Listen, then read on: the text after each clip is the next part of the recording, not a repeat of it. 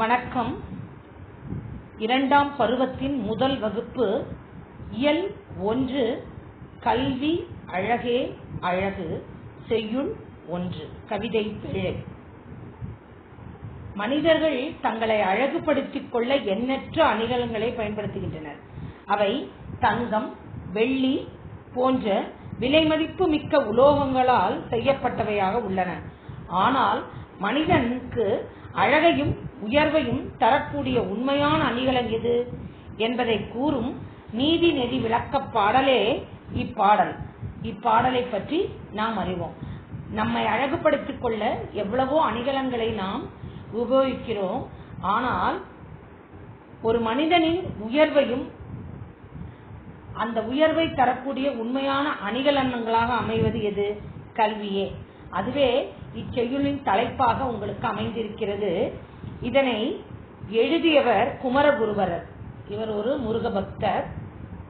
இவர் 17ஆம் நூற்றாண்டை சேர்ந்தவர். தமிழ் மொழிக்கு பெருமை சேர்க்கும் பல சிற்றிலக்கியங்களை இவர் படைத்துள்ளார். குமரகுருபரர் 17ஆம் நூற்றாண்டை சேர்ந்தவர். இவர் தமிழ் மொழிக்கு பெருமை சேர்க்கும் பல சிற்றிலக்கியங்களை படைத்துள்ளார். கந்த கலிவெண்பா, கைலை கலம்பகம், சகலகலா வள்ளி மாலை, மீனாட்சி அம்மை பிள்ளைத்தமிழ், முத்துக்குமார சுவாமி பிள்ளைத்தமிழ் ஆகியன அவற்றுள் சில. மக்களின் வாழ்வுக்கு தேவையான பல நீதி நூல்களில் இதுவும் ஒன்று. இந்த நீதிகளை சுட்டிக்காட்டுவதால் இந்நூல் நீதி நெறி விளக்கம் என வழங்கப்பெற்றது.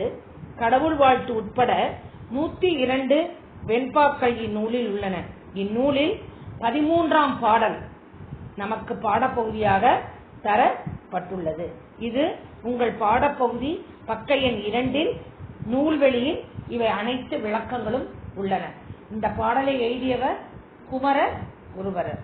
மாணவர்களே, இப்பாடல் இளஞ்சிவப்பு குறியீடு கொடுக்கப்பட்டுள்ளதால் இது ஒரு மனனப் பாடல். அனைவரும் பாடலை படித்து மனனம் செய்து படித்ததற்கு பின் பார்த்து 3 முறையும் மனனம் செய்ததற்கு பின் பார்த்து 3 முறையும் எழுதுமாறு கேட்டுக்கொள்கிறேன். உங்கள் குழுவிற்கு உங்கள் வகுப்பாசிரியை அனுப்பியபடி நீங்கள் பாட விடைத்தாள்களை நீங்கள் சமர்ப்பிக்கும் பொழுது, ஒப்படைக்கும் பொழுது அதுடன் செயல்பாடு ப்ராஜெக்டையும் அந்தந்த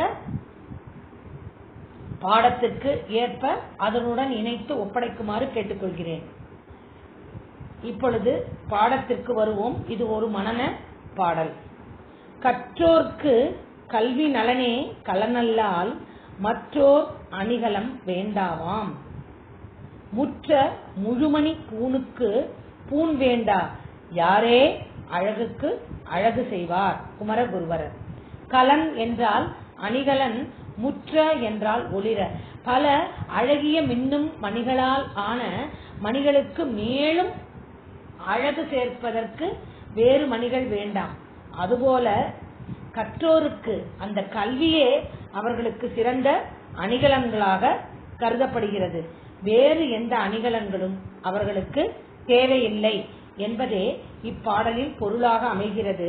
ஒளிரும் மணிகளால் செய்யப்பட்ட அணிகலனுக்கு, ஒளிரும் பளபளக்கும் அணிகலன்களால் செய்யப்பட்ட அணிகலனுக்கு மேலும் அழகு சேர்க்க வேறு அணிகலன்கள் தேவையில்லை. அதை ஒன்றை அணிந்தாலே அதனுடைய ஒளி அனைவரின் கண்ணையும் கவரும். அதுபோல கல்வி கற்றவருக்கு அவர் கற்ற கல்வியே அழகு தரும். ஆகையால் அழகு சேர்க்கும் பிற அணிகலன்கள் அவருக்கு தேவை இல்லை என்பதே இப்பாடலின் பொருள்.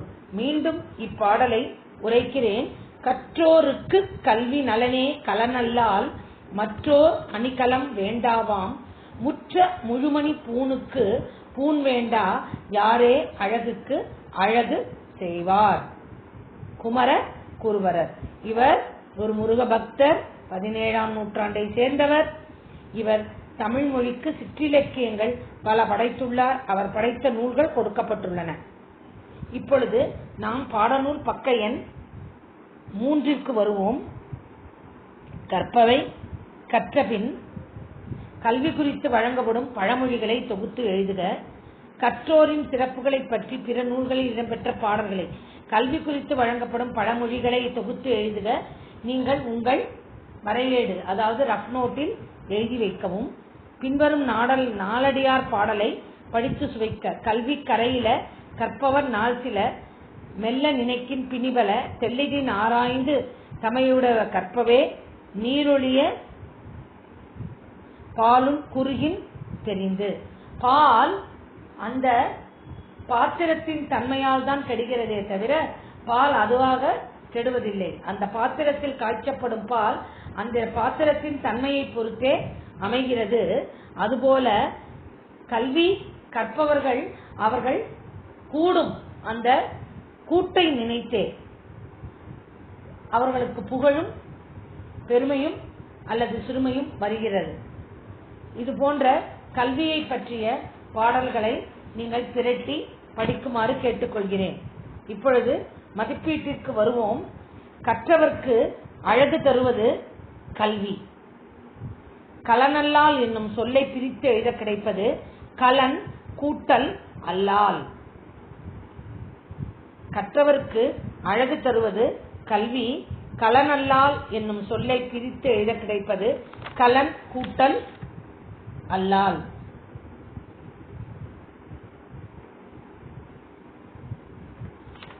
இப்பொழுது சொற்றொடரில் அமைத்து எழுதுக. அழகு, கற்றவர், அணிகலன் இவை மூன்றையும் உங்கள் பாட ஏட்டில் எழுதுமாறு கேட்டுக்கொள்கிறேன். பெண்களுக்கு அணிகலன்களை விட புன்னகையே அழகு. கற்றவர்களுக்கு சென்றமிடமெல்லாம் சிறப்பு. ஐம்பெரும் காப்பியங்கள் தமிழ் அன்னைக்கு அணிகலன்கள் அழகு சேர்ப்பவையாக திகழ்கின்றன. இவை நான் கொடுக்கும் சொற்றொடர்கள். நீங்கள் சிந்தித்து அதை முடிக்குமாறு கேட்டுக்கொள்கிறேன். ஆக மொத்தம் இந்த பாடல் மூலம் நான் உங்களுக்கு அளிக்கும் வீட்டுப்பாடம், பாடலை பார்த்து 3 முறையும் மனனம் செய்த பின்பு 3 முறையும் எழுதி பழகவும், கல்வி குறித்து பழமொழிகளை சேகரிக்கவும், 3வது சொற்றொடர் அமைத்து எழுதவும். இப்பொழுது குருவினாவிற்கு வருவோம். யாருக்கு அழகு செய்ய அணிகலன்கள் தேவையில்லை? அதற்கு உங்களுக்கு விடை கல்வி கற்றவருக்கு. 2வது வரி பாடலின் பொருளில் 2வது வரி, பாடநூல் பக்க எண் 2. கல்வி கற்றவருக்கு அவர் கற்ற கல்வியே அழகு தரும். ஆகையால் அவருக்கு அழகு சேர்க்க பிற அணிகலன்கள் தேவை இல்லை. நீதிநெறி விளக்கப்பாடல் கூறும் கருத்துக்களை தொகுத்து எழுதுக. பாடலின் பொருள் அனைத்தும். முதலில் குருவினாவிற்கு 2வது வரியிலிருந்து முடிவு வரைக்கும், சிறுவினா பாடலின் பொருள் 3 வரிகளும். இவையை உங்கள் வகுப்பேட்டில் சென்ற முறை எழுதியது போல அட்டவணையிட்டு ஒரு வலதுபுறத்தில் ஆரம்பித்து மார்ஜினிட்டு அழகாக இயல் 1 கவிதை பேழை செய்யுள் 1 கல்வி அழகே அழகு என்று குறிப்பிட்டு வினாவிற்கு 1 வரியையும் விடைக்கு 1 வரியையும் விட்டு அழகாக தெளிவாக எழுதுமாறு கேட்டுக்கொள்கிறேன். குருவினா 2வது வரியிலிருந்து முழுமையும், அதாவது அதுபோல விட்டுவிடுங்கள். கல்வி கற்றவருக்கிலிருந்து தேவையில்லை வரைக்கும். சிறுவினா நீதிநெறி கூறும் கருத்துக்களை, பாடலின் பொருள் அனைத்தும். இதை தவிர குமர குருபரர் குறிப்பு வரைக. இது நீங்கள் வகுப்பேட்டில் எழுத வேண்டாம். ஆனால் உங்கள் நூல்வெளியில் உள்ள முதல் பத்தி முழுவதும் படித்து வைத்துக் கொள்ளுங்கள். தேர்விற்கு முக்கியமானது. குருவினா 2ஆக நீங்கள் நீதிநெறி விளக்க பாடல் குறிப்பு வரைக என்பதை உங்கள் வகுப்பேட்டில் எழுதுங்கள். அதாவது 2வது பத்தியிலிருந்து உள்ளன வரையும். மக்களின் என்று தொடங்கும் 2ஆம் பத்தியிலிருந்து உள்ளன. இதனுடைய வினா நீதிவெறி விளக்கம் குறிப்பு வரைக. மாணவர்களே, புரிந்திருக்கும் என நினைக்கிறேன். அடுத்த வகுப்பிற்கு முன் நீங்கள் என்னுடைய கைபேசி எண்ணிற்கு அனுப்ப வேண்டிய மனப்பாடங்கள் உங்கள் வரையேட்டில் எழுதிய மனப்பாட செய்யுள் பார்க்காமல் எழுதியது. 2வது நீங்கள் முடித்து வைக்க வேண்டியது உங்கள் பாடநூலில் உள்ள மதிப்பீட்டு. பிறகு வகுப்பேட்டில் குருவினா சிறுவினா 2ஐயும் எழுதுமாறு கேட்டுக்கொள்கிறேன். குருவினா 1 கொடுக்கப்பட்டுள்ளது. குருவினா 2 நீதிநெறி விளக்கப்பாடல் நீதிநெறி விளக்கம் குறிப்பு வரைக. அதாவது நூல் வெளியில் 2வது பத்தி முதல் 2 வரிகள், கடைசி வரியை விட்டுவிடுங்கள். இந்த 13ஆம் பாடல் உங்கள் பாடப்பகுதியாக தரப்பட்டுள்ளது என்பது தேவை இல்லை. குமரகுருபரர் குறிப்பு வரைக. நீங்கள் படித்து வைத்துக் கொள்ளுங்கள், ஏட்டில் எழுத வேண்டாம். இப்பொழுது புரிகிறதா? சிந்தனை வினா. கல்வியின் பயன்களாக நீங்கள் கருதுவனவற்றை எழுதுக. என்னென்ன பயன்கள் கூறுங்கள். அறியாமையை போக்கி, முதலில் அறியாமை என்ற இருளை போக்கி அறிவை வளர்க்கும். அறம், பொருள், இன்பம், வீடு ஆகிய 4 வகை பயனையும் பெறலாம். கவலையின்றி வாழ துணை புரியும். கல்வி கற்பதனால் வாழ்க்கையில் ஏற்படும் துன்பங்களை நாம் போக்க முடியும். கல்வியால் நாட்டில் நன்னெறி படரும். கல்வியால் ஒருவர் புகழ் பெறுவர். இவையே கல்வியின் பயன்களாக நீங்கள் கருதுவது. கல்வி குறித்து பழமொழிகள். கல்லாதவரே கண்ணில்லாதவர், கல்வியில்லா செல்வம், கற்பில்லா அழகு. இளமையிற் கல்வி கல்மேல் எழுத்து, அறிய அறிய கெடுவார் உண்டோ?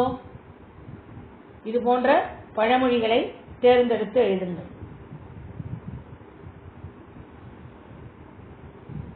இப்பொழுது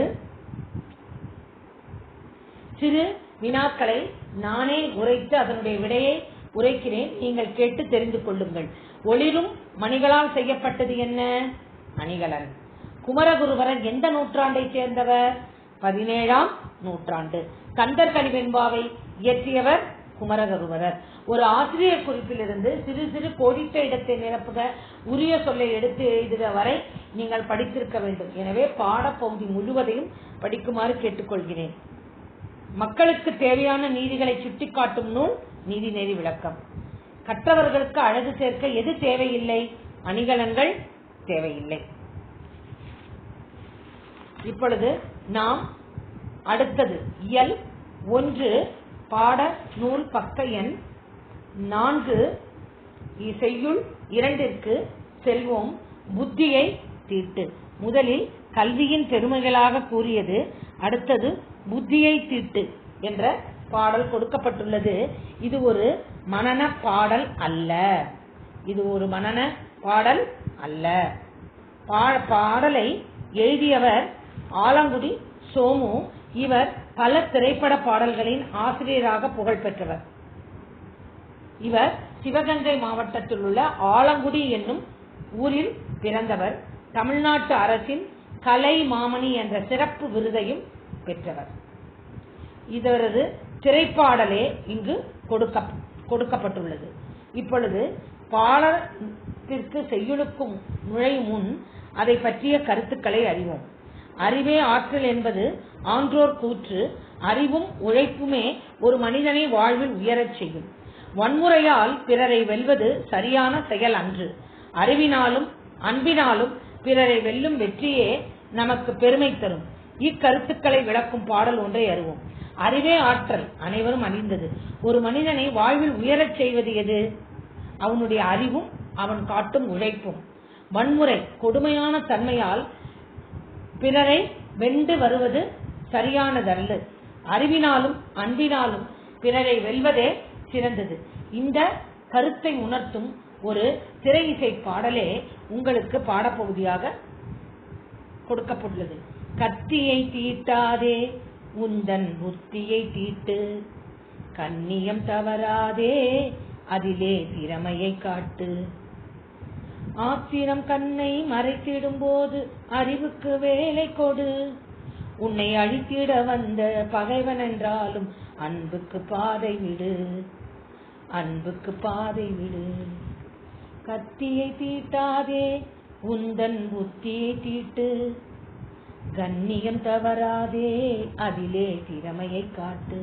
எளிய தமிழ் வடிவத்தில் அமைந்துள்ளதால் உங்களுக்கே இப்பாடலின் பொருள் புரிந்துவிடும். என்ன கூறுகிறார் பாடலில்? கத்தியை தீட்டு, கத்தியை கூர்மையாக்க தீட்டு, கத்தியை தீட்டாதே, கத்தியை கூர்மையாக்கி மற்றவர்களை கொல்வதற்கோ அதை மற்றவர்களுக்கு இழிவுபடுத்தவோ தீட்டாதே. எதை தீட்டு? உன்னுடைய புத்தியை, அறிவை தீட்டு. கண்ணியம், கண்ணியம் என்றால் நாணயம், உண்மை, அதை தவற விடாதே. அதிலே நீ முன்னேறி உன்னுடைய முன்னேற்றத்தையும் திறமையும் காட்டு. முதலில் கத்தியை தீட்டாதே என்று கூறுகிறார். கத்தியை தீட்டுவதால் போர் செய்வதற்கும் சண்டையிடுவதற்கும் அது உன்னை தூண்டச் செய்யும். காய்கறி கட்டும் கத்தியை நான் சொல்லவில்லை, மற்றவர்களுடன் போராடுவதற்காக தீட்டும் கத்தியை தீட்டாதே. உன்னுடைய அறிவை தீட்டு. கண்ணியம், உன்னுடைய நேர்மையில் இருந்து தவறாதே. அதிலே உன்னுடைய முன்னேற்றத்தை காட்டு. ஆத்திரம், உன்னுடைய கோபமானது உன்னை கோபத்தில் நாம் என்ன பேசுகிறோம் என்று நமக்கு தெரியாது. பிற்பாடு அதை நாம் உணர்ந்து தவறை உணரும் பொழுது நாம் பேசிய வார்த்தையை திரும்பி பெற இயலாது. இதவே தீயினால் சுட்டப்புண் உள்ளாரும் ஆறாதே, நாவினால் சுட்டபடி என்று வள்ளுவர் கூறினார். தீக்காயங்கள் மருந்துகள் இட்டால் அவை ஆறிவிடும், ஆனால் வாயினால் சுட்ட அந்த வார்த்தைகள் மனதில் ஆழமாக பதிந்து விட்டால் அதை ஆற்ற முடியாது. அதுவே இங்கு ஆத்திரமாக நம் கோபமாக இருக்கும் பொழுது நம் கண்களை மறைத்து விடும் நாம் என்ன கூறுகிறோம் என்று. அப்பொழுது உன்னுடைய அறிவுக்கு நாம் செய்வது சரியா என்று அந்த அறிவுக்கு வேலை கொடு. மூளைக்கு உன்னை அடித்திட வந்த பகைவன் என்றாலும், உன்னை அவன் அழிக்க வருகிறான் உன்னுடைய எதிரி என்றாலும், அவனிடம் நீ அன்பை காட்டு. அவனே தன்னுடைய நிலை மாறி திருந்தி விடுவான் என்பதே இப்பாடலின் பொருளாக கூறப்படுகிறது. கத்தியை தீட்டாதே, கத்தியை தீட்டாதே, உன்னுடைய அறிவை தீட்டு. உண்மையில் இருந்து தவறாதே, அதிலே உன்னுடைய முயற்சியை காட்டு. ஆத்திரம், கோபம் என்பது உன் கண்ணை மறைக்கும். அப்பொழுது நீ அறிவுக்கு வேலையைத்தா. உன்னை அழித்திட வந்த யமனே என்ன, யமன் என்றால் எதிரியே என்றாலும் அவனிடம் அன்பை காட்டு. அவன் தன் நிலையிலிருந்து மாறிவிடுவான். மன்னிக்க தெரிந்த மனிதனின் உள்ளம் மாணிக்க கோயிலப்பா. ஒருவன் மன்னிக்க தெரிந்தால் அவன் மாணிக்கம், எவ்வளவு விலை உயர்ந்த நவமணிகளில் ஒன்றோ அது போன்ற கோயிலை போன்று உயர்ந்தவன் ஆகிறான். இதை மறந்தவன் வாழ்வு தடம் தெரியாமல் மறைந்தே போகும் அப்பா. அதாவது இதை மறைத்தவன், அதாவது என்ன, மன்னிக்க தெரியாதவன் என்ன செய்கிறான்? அவன் இருந்த இடம், வாழ்ந்த இடம் ஒன்றும் அறியாமல் மண்ணோடு மண்ணாக போகிறான். மற்றவர்கள் அந்த இடத்தில் ஒருவன் வாழ்ந்தான் என்ற எண்ணமே இல்லாமல் இருந்து விடுவார்கள். அவன் இருந்தும் அவனால் எந்த பயனும் இல்லாமல் ஆகிவிடும். இங்கே இருப்பது சில காலம், இதற்குள் ஏனோ அகம்பாவம். அகம்பாவம் என்றால் மமதை. நீ உலகத்தில் வாழ்வது சில காலம், அந்த சில காலத்தில் ஏன் மமதையுடன் வாழ்கிறாய்? இதனால் உண்டோ ஒரு லாபம், இதை எண்ணிப்பாரு தெளிவாகும். இதனால் உனக்கு ஏதாவது ஒரு லாபம் உண்டா, பயன் உண்டா, ப்ராஃபிட் உண்டா? இதை எண்ணிப்பாரு. உன்னுடைய குணத்திலிருந்து நீ மாற்றிக்கொள்வாய். அதாவது ஒரு மனிதன் முதலில் கத்தியை தீட்டாமல் சண்டைக்கு அவனுடைய அறிவை தீட்ட வேண்டும். 2, உண்மையை தவறாமல் அவனுடைய திறமையை காட்ட வேண்டும் நேர்மையுடன். அவனுடைய கோபத்தால் அவன் கண்ணை மறைக்கும் பொழுது அந்த கண்ணை மறைத்துக் கொண்டு இருக்காமல் அவன் அறிவை தீட்ட வேண்டும். பின்பு உன்னை அழிக்கும் பகைவன் எதிரி வந்தாலும் அவனை அன்பினால் திருத்த வேண்டும். உனக்கு மன்னிப்பு, அதாவது எக்ஸ்கியூஸ், அதை தர உனக்கு மனதில் திடம் வேண்டும். அவ்வாறு திடமாக இருப்பவன் கோயில் அளவு உயர்ந்தனமாக மற்றவர்களிடம் கருதப்படுவான். இதை மறந்தவன், இந்த மன்னிக்க தெரிந்த உள்ளம் மறந்தவன் தெரியாமல் மறைந்தே போய்விடும். இங்கே உலகத்தில் வாழ்வது அவன் சில காலம்தான். அந்த சில காலத்தில் இவ்வளவு நல்ல பழக்கங்களை ஏன் மறந்து வாழ்கிறான்? இதை எண்ணி பார்த்து அவன் மனதை தெளிவாக்கிக் கொள்ளுமாறு ஆசிரியர் வேண்டுகிறார். கத்தியை தீட்டாதே, உந்தன் புத்தியை தீட்டு. கண்ணியம் தவறாதே, அதிலே திறமையை காட்டு. ஆத்திரம் கண்ணை மறைத்திடும் போது அழிவுக்கு வேலை கொடு. ஆத்திரம் கண்ணை மறைத்திடும் போது அறிவுக்கு வேலை கொடு. உன்னை அழித்திட வந்த பகைவன் என்றாலும் அன்புக்கு பாதை விடு, அன்புக்கு பாதை விடு. கத்தியை தீட்டாதே உந்தன் புத்தியை தீட்டு, கண்ணியம் தவறாதே அதிலே திறமையை காட்டு. மன்னிக்க தெரிந்த மனிதனின் உள்ளம் மாணிக்க கோயிலப்பா, இதை மறந்தவன் வாழ்வு தடம் தெரியாமல் மறைந்தே போகுமப்பா. இதை மறந்தவன் வாழ்வு தடம் தெரியாமல் மறைந்தே போகுமப்பா. கத்தியை தீட்டாதே உந்தன் புத்தியை தீட்டு, கண்ணியம் தவறாதே அதிலே திறமையை காட்டு. இங்கே இருப்பது சில காலம், இதற்குள் ஏனோ அகம்பாவம், இதனால் உண்டோ ஒரு லாபம், இதை எண்ணிப்பாரு தெளிவாகும், இதை எண்ணிப்பாரு தெளிவாகும். கத்தியை தீட்டாதே உன்னன் புத்தியை தீட்டு, கண்ணியம் தவறாதே அதிலே திறமையை காட்டு. இவ்வாறு திரைப்பட பாடல் அமைந்துள்ளது. இவர் எழுதிய பாடல். அதுவே உங்களுக்கு ஒரு பாடப்பகுதியாக தரப்பட்டுள்ளது. இவ்வாறு பாடலை இசையுடன் பாடினால் அவ்வார்த்தைகளும் மறக்காது உங்களுக்கு மனனம் செய்யவும் ஏதுவாக இருக்கும். இது ஒரு மனன பாடல் இல்லை என்றாலும் இப்பாடலை பார்த்து பாடி மகிழுமாறு கேட்டுக்கொள்கிறேன். இப்பொழுது நாம் பாடநூல் பக்கம் 5 வருவோம்.